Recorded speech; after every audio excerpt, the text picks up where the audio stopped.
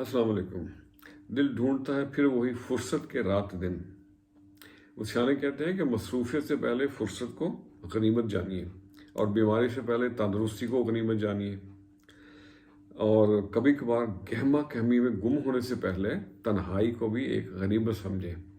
तो और सुने हम न्याज की बातें, सच्चे सुच्चे यार की बातें। जिक्र यार करो तुम हर पल, कट जाएंगी काली रातें। कभी कभी हमें अपना मुहासबा करना चाहिए, और मुहासबा करने के लिए ज़रूरी है कि हम मुराकबा करें, तन्हा बैठकर सोचें कि हमने जो किया क्या वो सच था, क्या वो सही था, और हम जो कर रहे हैं क्या वो इखलाकियात के दायरे में आता है। और तन्हाइयों से मत घबराया करें। कभी कभार खुद को वक्त देने का एक अनमोल तरीका है, वो है तन्हाई। मेरी एक पुरानी नज़म की पंच लाइन थी कि तो न्याज क्या करे। उसका एक शेर था, तन्हाइयों के खौफ से महफिल में आ गए, महफिल में चैन ना मिला तो न्याज क्या करे। अपनी तन्हाइयों को हमेशा पाक रखें।